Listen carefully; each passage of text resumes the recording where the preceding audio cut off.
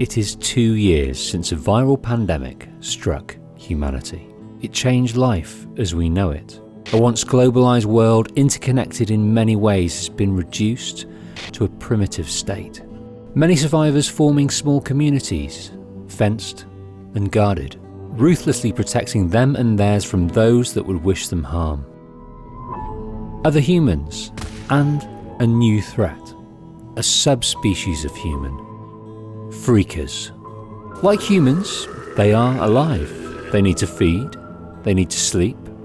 Their bodies are fragile to trauma in the same way, but their brains and cells have been occupied by a seemingly incurable virus that leaves them with just one desire: to feed. This video will delve into all the information the game provides us on what the virus is, where it came from, and more elusively, how it spreads. I shall be pulling information and clips to support it from every area of the game, so be warned, there will be spoilers. If this is the first video you've seen from the channel, make sure to subscribe before you go, and if you are a regular, consider supporting my work further by becoming a patron, contributing to more in-depth gaming content in the future. This is Freakers, the Law. Humanity is treading water. Each camp or individual has established its own way to survive. The freaks treated as a pest. Bringing freaker ears to a camp is highly valued. It means one less of the vermin out there, a step closer to regaining their world. Although human, the freaks are not worthy of compassion. At least one person thinks differently. Sarah. Sarah seeks a cure. But for the rest, an equilibrium has formed. In here for us, out there for the freaks. But 2 years prior, there was only chaos. The virus hit quickly. Within a week of the first recorded case, 50% of the population of the world was dead. 99% of children. Something to do with how puberty, or the lack of it, affected the body's immune response. Almost all of the elderly. Their bodies just couldn't handle the rapid genetic mutations on a cellular level. Of those that were left, most turned from themselves and turned on others with an insatiable need to feed. The government tried and failed to contain both the infection and looters profiting from a devolved society. They called in the National Emergency Response Organization, a government-led militarized group that set up roadblocks, aided in evacuating people from areas most affected to refugee camps, safe havens. These camps were overrun. NERO powerless to stop them, they retreated. Humanity was on its own. But amongst the checkpoints and overrun camps, they left breadcrumbs. Pieces of an incomplete puzzle that help us understand a part of what this virus is, where it came from, and where it is likely to go. NERO have a name for the infection: the Hooligan Virus. It is a zoonotic viral disease that attacks the cells and takes over the brain. The current evidence suggests that the virus spreads through the lymph system, reproducing and attacking cells on a catastrophic scale. The virus knows what it's doing. It has a clear agenda. Within the human body, the virus seeks out dormant oncogenes and fires them into an active state, encouraging mutation. But unlike a cancer, they promote increased strength. The freaks are what they are because the virus wants them that way. The virus is so specific in its mission that it could almost be deliberate. It could have been designed, or to put another way, bioengineered. Like other zoonotic diseases, rabies, Ebola, influenza, the infection crosses species, to mammals, to birds. And according to NERO information, it is able to jump to reptiles and even insects. The whole of the living world is subject to it. The virus takes hold of its subject and begins to transform it, voiding it of identity, empathy, conscious thought. This mental process happens almost immediately. The physical process takes time. The NERO researchers out in the field had noted many stages in the rapid evolution of this virus. Stage 1, the newly infected. Behavior begins to change as the virus takes hold. Victims become disorientated and aggressive. The mind is slipping away. When the infected reaches stage 2, their body starts to change. Their hands start to deform and resemble claws. They are known as swarmers. They do not function as humans do, but they still hold on to a semblance of what it was to be sentient. They have been known to change their clothes, put on and take off jewellery, and they often congregate where people used to live and even make their nests there.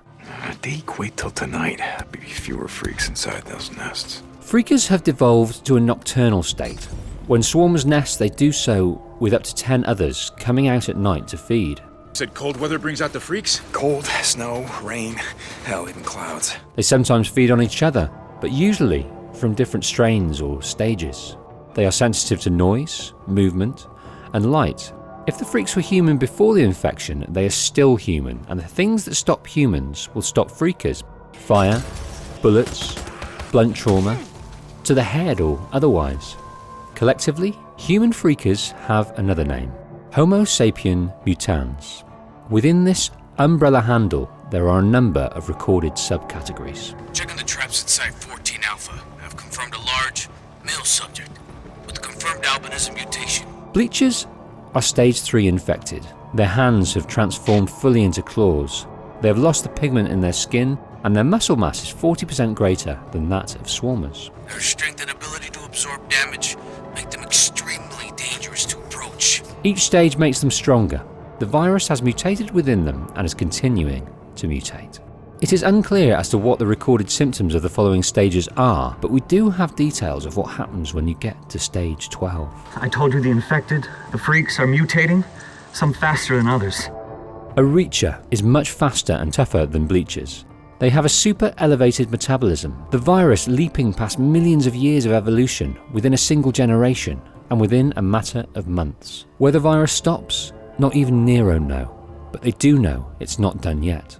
The same virus also affected people in different ways due to varying factors.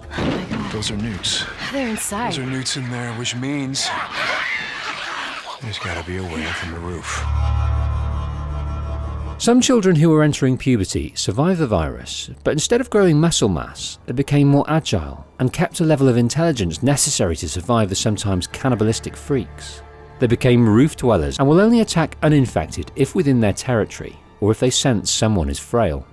They exhibit an awareness and cunning similar to a troop of monkeys. Some will steal items from you and have been seen to use misdirection tactics in order to shepherd their prey into a more vulnerable area and state. Not much is known about breakers, on their migratory habits or living patterns. They are thought to be loners and have been seen to engage other categories of freaker in combat. The breakers have been tested to show extremely high levels of anabolic steroids. At the time of infection, they were either bodybuilders, athletes, or had naturally high levels of steroid in their system. They exhibit the most muscle mass of any of the infected recorded so far. But there is a more imposing threat that exists from this infection: Hordes. NERO have recorded that some of the early infected that travelled from Farewell Medical Centre when the outbreak happened stuck together and travelled a great distance to the Metolius cave. They stuck together and en route grew in number. Many such hordes exist, on the move from many places. As the hordes moved and as they slept, the virus mutated so that the freakers within evolved exocrine glands that produce a semi-viscous secretion transporting pheromones. These pheromones are thought to communicate navigation, hunting tactics, and a mental request not to feast on each other. In Oregon, where the story takes place, there are geographical features that make it a perfect habitat for hordes. They said freaks all up and down the Cascade Range, south of Crater Lake and north up to Smith Rock, all use these lava tube caves to hibernate. The caves provide perfect nesting grounds. NERO-instigated burial sites make perfect feeding grounds, and the pheromone trails invite many of the millions more within neighbouring states to populate the area. The freaker ear currency is bound for devaluation because it won't make a dent. The hordes and all the other freakers are growing in number in the area and also growing in strength and also evolving in their diet. The freaks are eating more than just us and each other. They're eating berries, plants, grass, needles, basically anything a deer would eat. I do have questions. Are the freaks growing in number throughout the world? In other words, is the virus spreading? That is a subject matter that is conspicuous in its absence within the game, and it confuses me. How did the virus spread, and is it still spreading?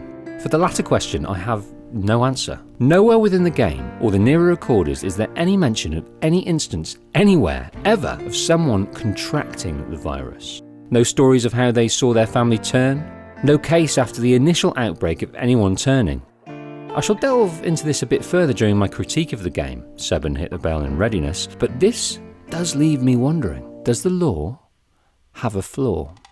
Now, to answer the former question, how did the virus spread to start with? Or more specifically, what was the mode of transmission? I scoured the game and the written law for anything that could tell me. I came across 2 instances. The first, when Sarah reveals where the virus was made. In the Cloverdale lab where she used to work. Sarah was a botanist employed by Cloverdale, written into a contract to undergo non-military related research on plants. Cloverdale reneged on this contract and used her results in the formulation of a virus for military use. God, David kept telling me. He kept telling me that something was wrong. Okay, who's David? He was this research intern. He hacked the system, he got behind the firewall, he told me that this was some sort of classified project or something, and he must have broken in here and then gotten some sample of whatever the hell they were cooking in here. When David broke into the lab, unbeknownst to him, he became infected, and after gathering intel, flew to an exposition to reveal it to a reporter. He infected the reporter and many others that flew home to their separate states and countries and gave this bioengineered, unrefined virus the best possible start. This situation alludes to the virus being airborne, emitted from the infected before symptoms began to manifest. This is the first instance. The second is detailed in a NERO recorder, talking about the Hooligan Virus being similar to rabies in that it is transferred via fluids, saliva, blood, semen. If this is the case, why is no one else being infected by the infected?